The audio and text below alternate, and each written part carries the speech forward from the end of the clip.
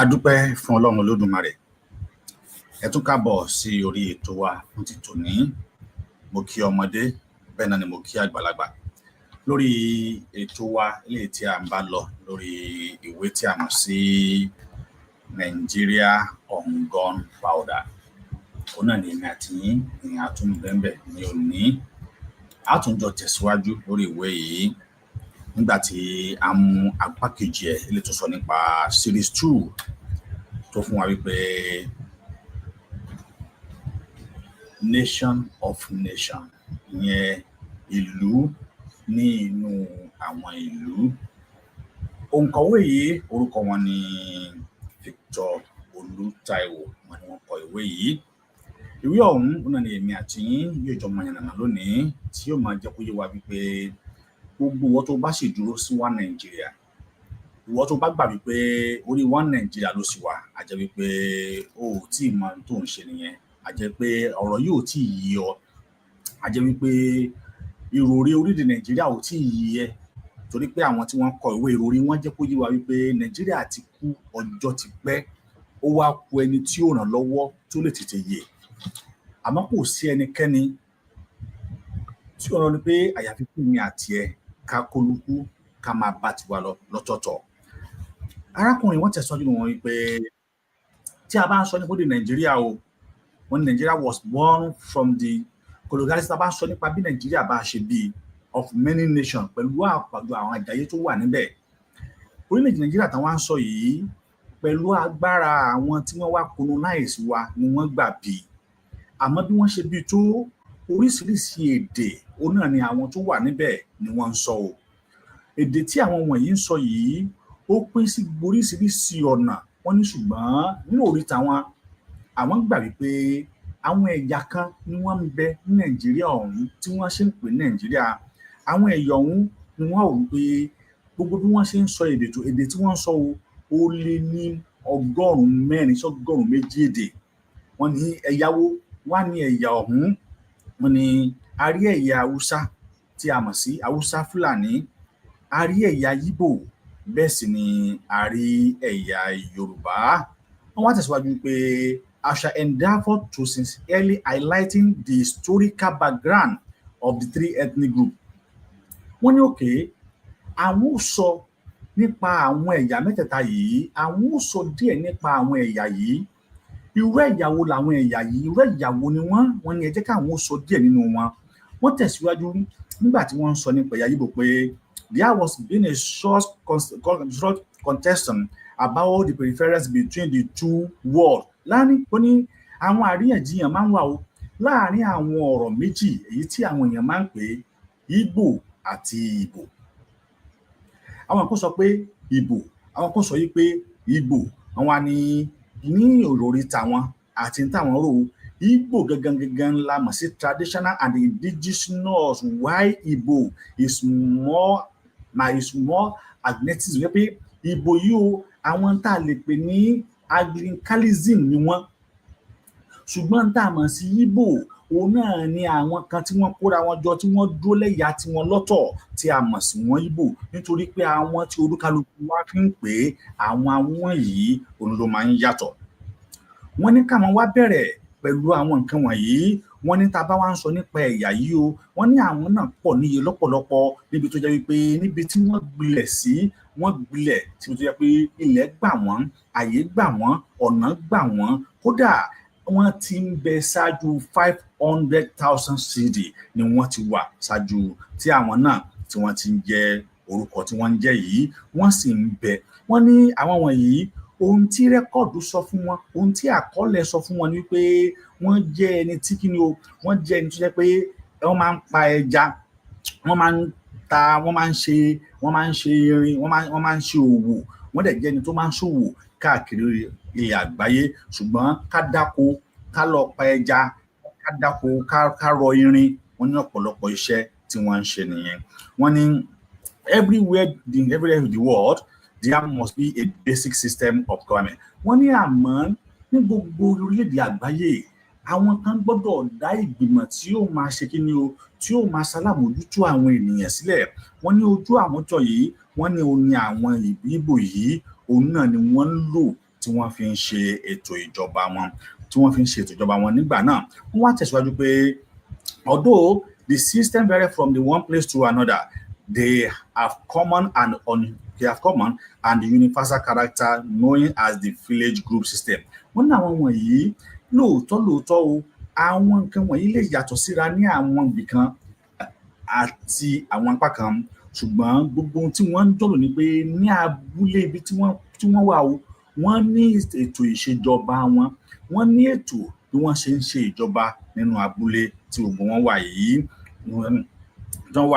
Wọ́n wá tẹ̀síwájú pé bí wọ́n ṣe ní ètò nínú abúlé yìí, òun náà ni wọ́n kóra wọn jọ ní ìletò láwọn yìí ni wọ́n kóra wọn jọ. The hardest man was the head of the ẹni tó bá ṣe kí ẹni tó bá wá dàgbà jù, tó jẹ́ àgbàlagbà jù ní inú ìdílé, àwọn ni wọ́n máa ń jẹ́ olórí ìdílé. His duty was to settle rift among the family member and they subscribe to what they call age render. Wọ́n ní àwọn tí wọ́n jẹ́ olórí yìí, ojúṣe wọn ni wípé kí wọ́n make sure pé wọ́n ń parí ìjà okòó tó bá ti ń ṣẹlẹ̀ sí àwọn tí wọ́n bá jọ jẹ́ ẹbí ará, kí wọ́n sì gbọ́ pé wọ́n ṣe ètò bí ó ṣe ní sí àríyànjiyàn láàrin àwọn tí wọ́n bá jọ jẹ́ ẹbí wọn. Wọ́n sì gbọ́dọ̀ mọ̀ pé ẹbí wọn ṣe pàtàkì.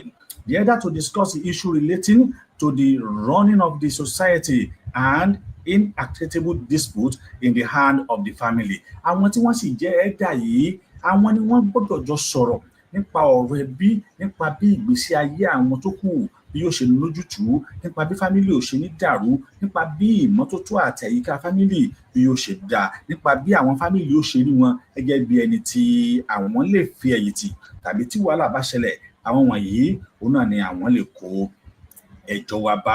Wọ́n ní àwọn nǹkan wọ̀nyí òun náà ni ẹni tí wọ́n bá yàn gẹ́gẹ́ bí olórí òun náà ni ó gbọ́dọ̀ máa ṣe.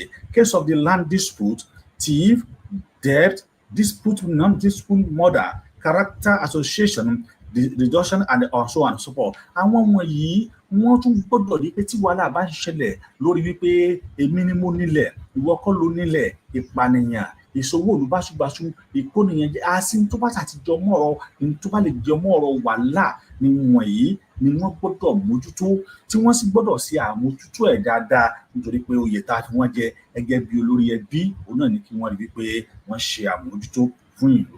Wọ́n ṣàlàyé nípa bí àwọn Ìgbò, nípa bí wọ́n ṣe jẹ́, bàbí wípé inú ìwé yìí wọ́n ní ìran mẹ́ta olówà o, ìran Haúsá Fúlàní, ìran Ìgbò àti ìran Yorùbá. Wọ́n wá ní níwòyí táwọn àwọn gbọ́dọ̀ sọ díẹ̀díẹ̀ nínú àwọn ẹ̀yà mẹ́tẹ̀ẹ̀ta yìí kó ní kálukú wa ká mọ ibi tí wọ́n ti ń bọ̀. A notable from the essence of government was monarch.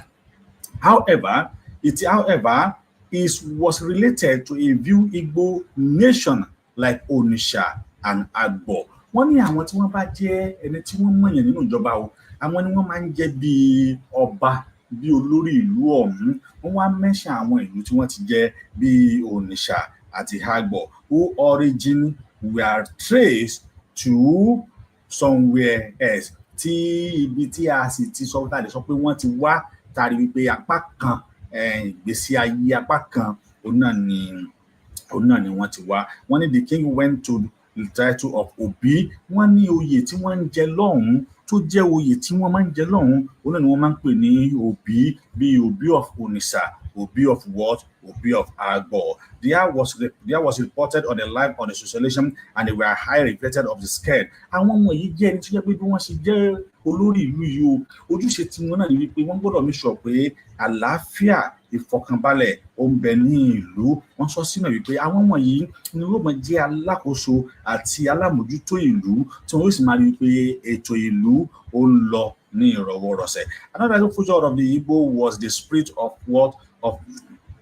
Qataris, brothers, and the consistency that flow in their vein. It was a splitting of the religions and they are born of the blood of the shell among themselves. Àwọn kan tó máa ṣe ni pé láàárín ara wọn, wọ́n á máa ní àfọwọ́sowọ́pọ̀, wọ́n á máa ní ìjọsọpọ̀, wọ́n á máa ní ìjọṣepọ̀ láàárín ara wọn fún ara wọn, wọ́n á máa ṣe dáadáa láàárín ara wọn. Wọ́n wá tẹ̀síwájú pé bí wọ́n ṣe wá ń ṣe dáadáa láàárín ara wọn tó ìyẹn ò ní kí wọ́n má bára wọn jà, ìyẹn ò ní kí wọ́n má bára wọn bínú, ṣùgbọ́n wọ́n máa ń parí ẹ̀ láàárín wọn. Báyìí ni wọ́n ṣe ní àwọn Ìgbò yìí ni wọ́n ṣe ń ṣe ìgbésí ayé wọn títí tí wọ́n fi dìgbà tí àwọn colonizing tí wọ́n fi wá dé. By all definition, is a system convened by violence and imposed by violence to the innocent sovereignty and less power people. Nígbà tí àwọn òyìnbó yìí dé tí wọ́n dé nígbà tí wọ́n dé, àwọn ni wọ́n kó wọn ní pápá mọ́ra tí wọ́n sì fi tipátipá àti ìbánijà àti ìfi agbára múni ni wípé wọ́n gbé ìṣe tiwọn wọ́n gbé lé wọn lórí. Gbígbé tí wọ́n gbé ìṣe tiwọn lé wọn lérí yìí òun náà ló fà á tí àwọn wọ̀nyí náà tí àwọn náà wá di pé àwọn náà wá di aríkútakú omi ò lọ sọ́bẹ̀. Báyìí wọ́n yẹ ṣàlàyé pé àwọn Yíbò yìí wọ́n ṣe jẹ́, wọ́n wá sọ fún wọn pé wọ́n ní challenge gave the birth where in 1930 àwọn ìdojúkọ ìpèníjà yìí ó wáyé o ní ọdún 1830 when the first explorer were held hostage on the lower Niger. Nígbà tí àwọn tí wọ́n jẹ́ àwọn ọmọ tí wọ́n mú wọn ní papamọ́ra ní àmúsílẹ̀ níbi tí a mọ̀ sí lower Niger. In 1816, when the British trading company was chased out by the Agbo people. Nígbà tí àwọn Agbo yìí o tí wọ́n fi tipátipá lé àwọn òyìnbó tí wọ́n ń tajà tí a mọ̀ sí company wọn o tí wọ́n tipátipá lé wọn kúrò ní Agbo. Àwọn Agbo yìí àwọn ni wọ́n sì lé àwọn wọn kúrò nígbà tí ó di ọdún 1876 when a great war broke out between the British and Idomi. Wọ́n nígbà tó di ọdún 1876 òun náà ni ìjà ńlá ló bẹ́ sílẹ̀ o láàárín àwọn òyìnbó amúnisìn yìí àti àwọn tí a mọ̀ sí Idomi people in 1880 when the Atlanta people engaged of the United African Company. Ó dàbí ní pé tẹ́ bá ti gbọ́ nípa tá a mọ̀ sí Never Brother, àwọn ni wọ́n ń sọ nípa èyí, àwọn ni wọ́n jẹ́ pé àwọn ni wọ́n kó wọn nígbà náà. In the 1879, the fight between Onitsha and the United African Company. Nígbà tó tún di 1879 ìjà míì tún wáyé láti àwọn Onitsha àti United African Company. Ìgbà tí ìjà tún lọ wọ́n tún bẹ̀rẹ̀ sí ní fàjà yìí, wọ́n fà ìjà yìí ni wọ́n jà títí tí wọ́n fi jà títí tó wá fi wádìí pé wọ́n padà wá rí tí a mọ̀ sí epo in a serious thing tí ó bẹ̀rẹ̀ sí wá ní 1918 tó fi di 1919 tó fi di 1920. The Woman War of 1929 and quite a lot of other confrontation. Eléyìí ló fà á tí wọ́n fi wá defeat gbogbo wọn tí wọ́n fi dá dúró tí wọ́n fi wá ń jẹ́ ìlú tí wọ́n wà lónìí. Ọ̀pọ̀lọpọ̀ àdójúkọ òun náà ni àwọn tí a mọ̀ sí Ìgbò yìí, ọ̀pọ̀lọpọ̀ àdójúkọ náà ló ti dojúkọ àwọn náà tí àwọn náà sì ti gbìyànjú láti rí i pé àwọn ṣẹ́gun but ẹ̀yà àwọn tó wá pọ̀ jù àwọn náà ni a máa ń pè ní Kristẹni. Ibí yìí òun náà ni wọ́n bá ìtàn àwọn Ìgbò tí wọ́n bá dé. Wọ́n kàn sọ díẹ̀ nípa ohun tí àwọn Ìgbò yìí tí wọ́n ti pass through láti ìgbà tí wọ́n ti bẹ̀rẹ̀ nígbà tí àwọn òyìnbó tí wọ́n tún dé àti wàhálà tí Onitsha bá àwọn Ìgbò Ifá àti bí àwọn Àgbọ̀ bí wọ́n ṣe lé àwọn African Company United African Company bí wọ́n ṣe lé wọn kúrò ní Àgbọ̀. Báyìí òun náà ni díẹ̀ nínú ìtàn àwọn Ìgbò. Now jẹ́ ká bọ́ sí ìtàn àwọn Hausa Fulani. Wọ́n bẹ̀rẹ̀ wípé the recognition of Hausa people in the savannah land of the present northern Nigeria dates back in the year between 100 to 200 AD. Wọ́n ní àwọn tá a túmọ̀ sí àwọn Hausa Fulani yìí o lábẹ́ savannah land ni wọ́n wà o, ọ̀nà tí wọ́n jìn sọ́nà wà díẹ̀ tó sì jẹ́ wípé àwọn náà ti ń bẹ o nìkan bí ọgọ́rùn-ún ọdún àti ọgọ́rùn-ún ọdún ó lé àti ọgọ́rùn-ún ọdún méjì BC lẹ́yìn ni àwọn náà ti wà. They were known for the business acumen. However, when the king Abdullahi of Baghdad, nígbà tí ẹni wọ́n ti ń tà mọ̀ wọ́n sí ní oníṣòwò pàtàkì, àwọn náà máa ṣòwò mọ́. Wọ́n ní nígbà tí ẹni tí a mọ̀ sí ọba wọn Abdullahi of Baghdad, wọ́n ní he was having a bitter quarrel with the son. Baghdad yìí olóní ìpèníjà àti ìjà pẹ̀lú òun àti ọmọ rẹ̀ Bayadija tí wọ́n jọ ní aáwọ̀. Nígbà tí wọ́n jọ ní aáwọ̀, the little did the forest and the leads to as well as the sun affecting the turning point in the historical development of a nation. Ìjà yìí bẹ̀rẹ̀ lára àwọn méjì tó lè jẹ́ pé ó sì pa ọrọ̀ ajé wọn àti ìgbésí ayé wọn nínú ìlú tí wọ́n wà, ó sì pa lára. The father lead to Bagana fly in the domain of his father and heading toward Kamela Boronu. Ó sì move sí tàmà sí Kamen Bron. Ibẹ̀ ló wá move sí nígbà tó kúrò látọ̀dọ̀ bàbá ẹ̀ tó pé bàbá òun tí òun bá lè bá ń gbélé ayé, òun yóò move síwájú, òun yóò wá ọ̀nà míì wá sẹ́yìn. On the setting of the king of Kamen Boronu, ó náà wá lọ dúró síbẹ̀, ó wá di ọba síbẹ̀ tá ń pè ní ọba Kamen Boronu. Give to him in a married one of his daughter who eventually born him a son. Àwọn Kamen Boronu ìran àbúdámà tó ti dé, wọ́n náà wá tẹ̀dó síbi yìí, wọ́n wá fún ní ọmọ tó wá bí fún wọn, ó bá bí ọmọ kan síbẹ̀ o. But because the king deprived him from followers, àwọn nǹkan wọ̀nyí tó jẹ́ pé àwọn ọba láyé ìgbà náà wọn kì í jẹ́ kí àwọn èèyàn wọ́n máa ń fún wọn ní gáràjì láti pé kí ni o, ibi ilẹ̀ gbọ́dọ̀ jẹ dé, ibi ilẹ̀ gbọ́dọ̀ dé. Ohun tó fà á rèé tó fi jẹ́ pé nígbà tí àwọn náà wá bẹ̀rẹ̀, ó wà kí ni o, ìjà ńlá bẹ́ẹ̀ láàrin àtàwọn Gàyà, where he concentrated on the how to smelling of a sword. Wọ́n sì bẹ̀rẹ̀ sí ní lo ohun ìjà olóró láti máa bá wọn bára wọn jà. Eléyìí òun ló ṣẹlẹ̀ títí tí wọ́n fi wá jà tó fi eventually landed in Daura, tó wáyé kó fi wá move sí Daura, where he discovered that the inhabitants were preventing from drawing water from their well by scaled snake for 6 days in every week. Ibi yìí ló ti wá mọ̀ wípé àwọn tí ò jẹ́ káwọn lè pọn omi nínú ọmọ ẹgbẹ́ o náà ní ejò èyí tí ó máa ń ṣẹ̀rù bà wọ́n fún dídí bí ọjọ́ 6 kó tó wá di pé was saved on Friday.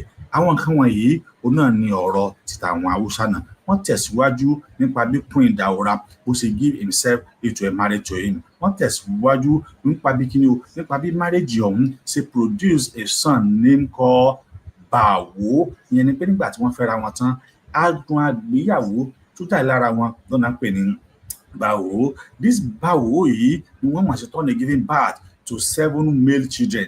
Báwo yìí òun náà ló tún wá bí ọmọ 7 tó náà tún ṣe kíni o, òun wá bí ọmọ 7 tó orúkọ àwọn méjèèjì wá ń jẹ́ Birham Daura wọ́n pè kan ní Birham Daura Katsina Zazu now Zaria.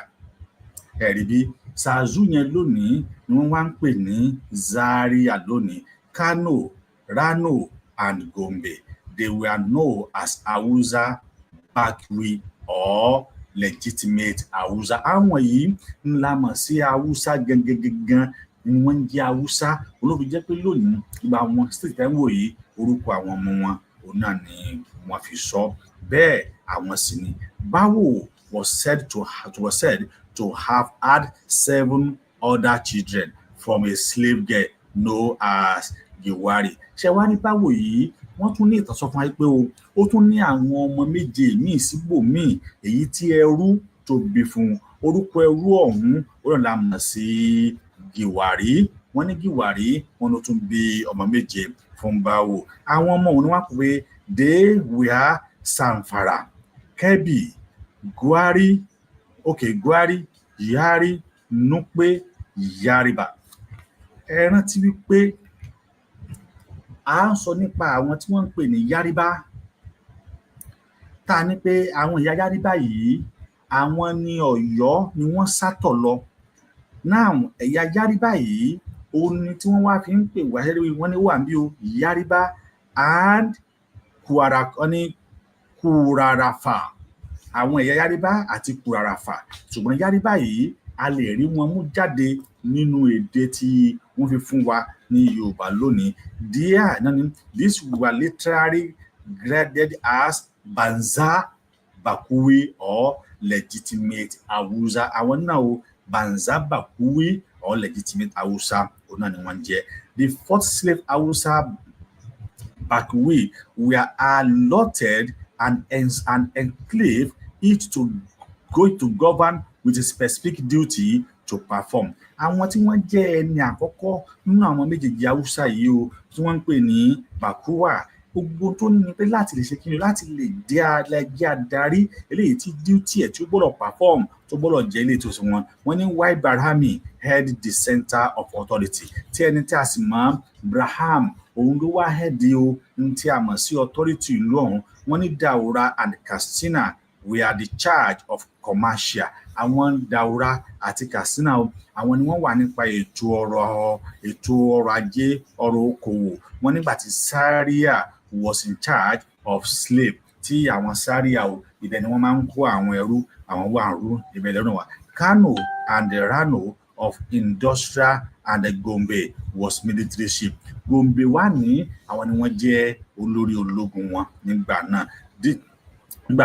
The name of the children, both Wakwan and Zawa, were given to their respective authority, and they were so exist till today. Bẹ́ẹ̀ ni wọ́n sì ń jẹ́ bẹ́ẹ̀. Borno wà, Gombe wà, Katsina wà, àwọn orúkọ wọ̀nyí wọ́n wà. Safe Runa wọ́n sì wà, which was limbo because of the location was not suitable for the business. One could therefore come to the conclusion that the differences with the Hausa had their central authority and the spread of their language. Eléyìí láti rí wípé àwọn Hausa yìí wọ́n jẹ́ ìyà tó jẹ́ pé pẹ̀lú èdè wọn wọ́n máa ń lọ káàkiri àti bẹ́ẹ̀ lọ.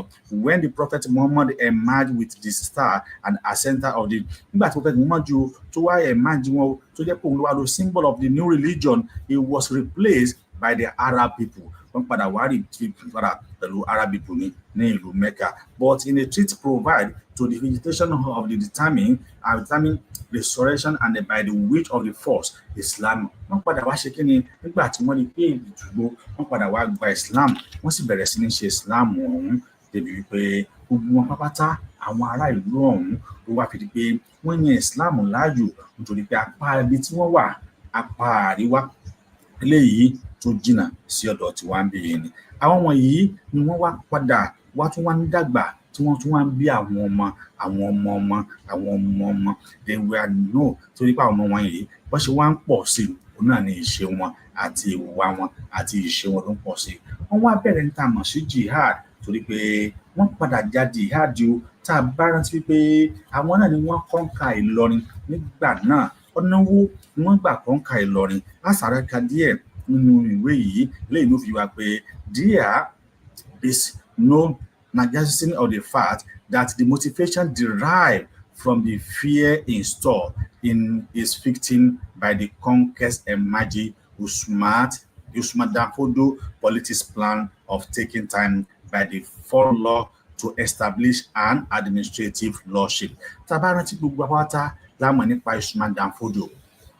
Eléyìí ó jẹ́ ẹni tó jẹ́ pé olómú Islam wọ ilẹ̀ Haúsá tó sì establish lílo agbára Islam tó lò lé wọn lórí níbẹ̀, and also he mobilized the force of all the Hausa states overrun, stretching from Gombe through Kebbi, Benin Kebbi, Bawa, Zaria, Adamawa, Zakuru, Ajada, Musu, Kastungu, Ruwadu, Kano and Katsina. Agbára tí Usman Dan Fodio ní nígbà tó débẹ̀ yìí láti tan ìmọ́lẹ̀ Islam fún wọn yìí, ó wá lọ gbogbo àwọn ìlú yìí, ó kó gbogbo wọn pátá ó rí kókó wọn kó. Then the force of Usman were held in a such a way that Daura and Zamfara, Katsina and Zamfara peacefully took hold for allegiance to him. Nígbà tí ẹrù yìí pọ̀ tí gbogbo agbára yìí pọ̀ o,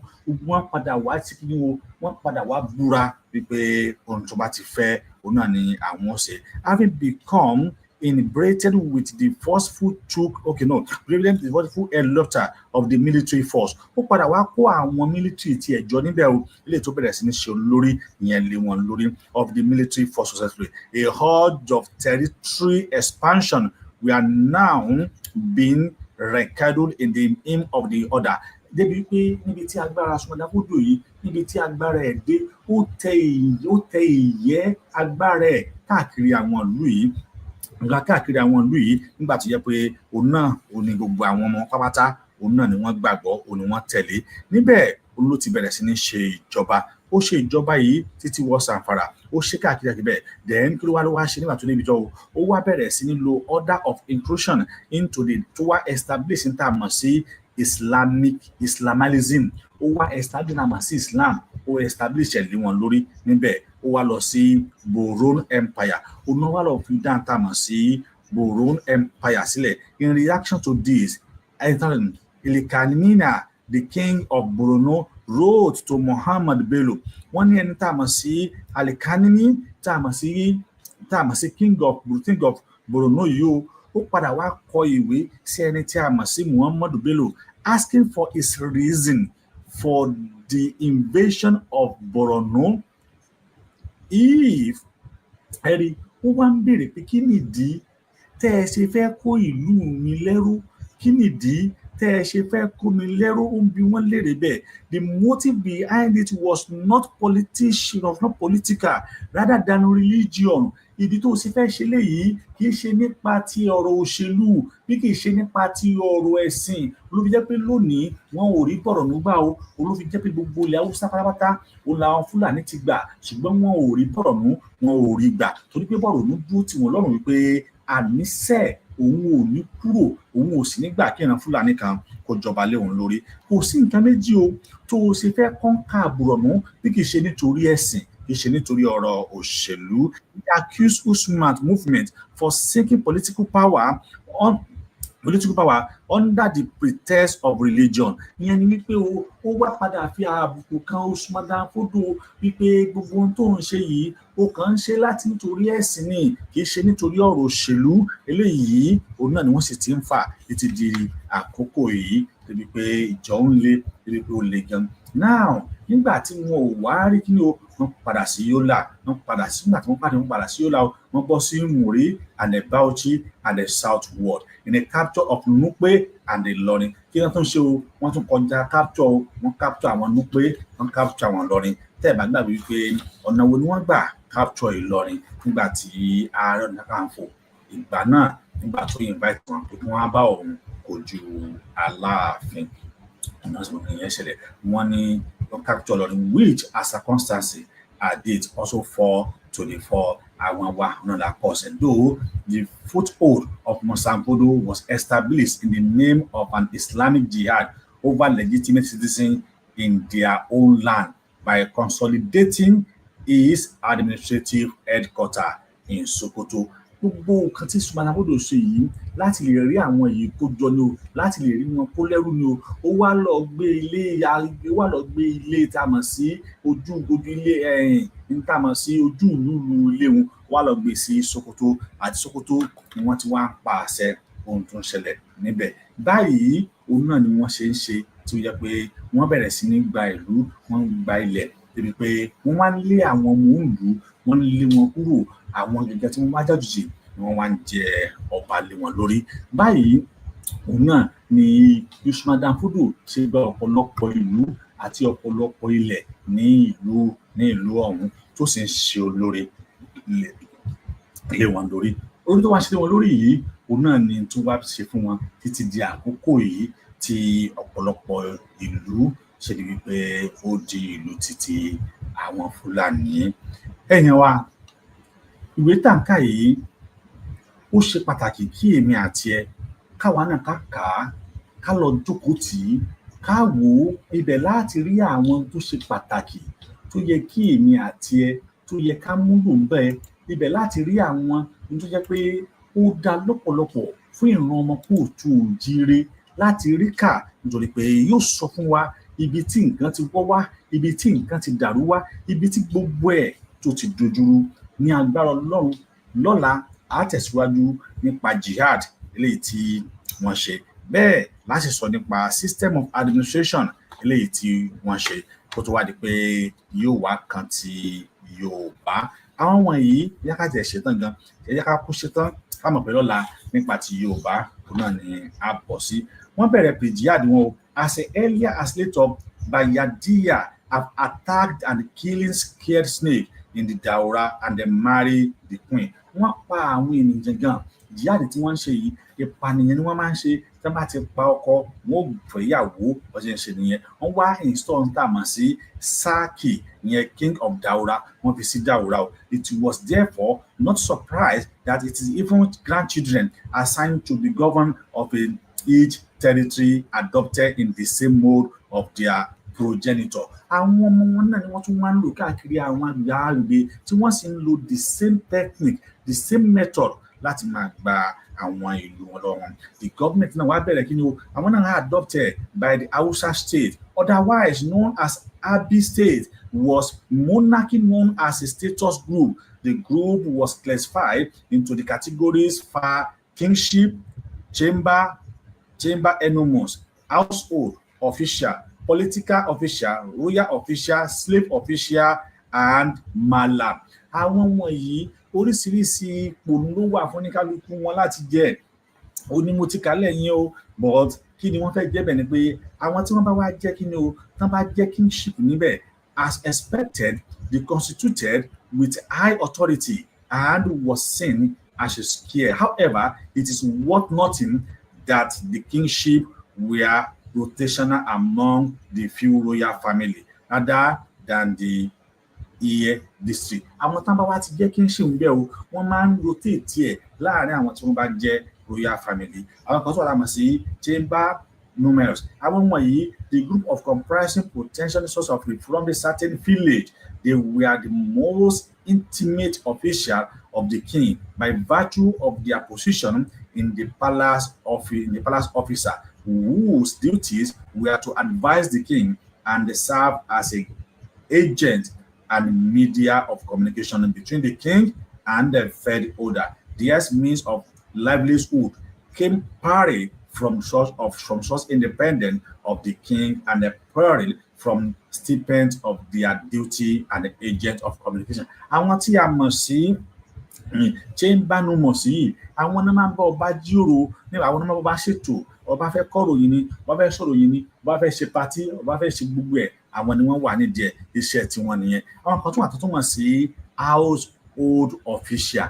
Àwọn wọ̀nyí tí wọ́n máa ń wà ní household yìí o, àwọn wọ̀nyí ọ̀nà méjì òun làwọn pín sí. Àwọn apá kan nínú wọn, àwọn dúró fún àwọn ológun. Apá kejì nínú wọn, àwọn dúró fún àwọn olóṣèlú, tó yẹ àwọn olóṣèlú alágbádá òun làwọn dúró fún. Láti rí pé bìkínì o, lack of commitment of chamber owners had against something of the front. Àwọn torí pé àwọn tí wọ́n jẹ́ chamber yìí, agbára wọn lè má gbé àwọn kinní yìí ni wọ́n ṣe pín wọn ní yẹlẹyẹlẹ. Àwọn kan tún wà láàrin wọn tá a mọ̀ sí public official. Iṣẹ́ tàwọn ni pé kí àwọn wo kí n tí tó ṣe láwùjọ, àwọn yẹn tún pín sí gbogbo ọ̀nà tó pọ̀. Wọ́n jẹ́ military, wọ́n jẹ́ police, public administration, iṣẹ́ tí àwọn nìyẹn. They are directly saddled with administrative and economic responsibility maintains of the law and the order and the defense of the state. Àwọn tó yẹ kí ní gbogbo state àwọn tó máa maintain law, wọ́n máa maintain order, àwọn tó jẹ́ defense of the state. So àwọn ṣe nìyẹn. Àwọn kan tó wá o tá a mọ̀ sí slave officer, wọ́n yẹn gangan ní kẹ́tùn wá wò. Kí ni iṣẹ́ táwọn slave officer yìí, kí ni iṣẹ́ tí àwọn ṣe? They were allocated to the military, police and the civil unit as a complement to the household and the public officer. Ṣé táwọn yẹn ṣe ni pé a kó wọn sínú òṣèlú, a kó wọn mọ́ àwọn tí wọ́n ń bá àwọn ọba iṣẹ́ nílé, a kó wọn mọ́ àwọn ọlọ́pàá wọn láti ṣe kíni o, láti máa ràn wọ́n ní ọwọ́. The system of administration. Báwo làwọn Hausa, báwo ni wọ́n ṣe ràn system wọn?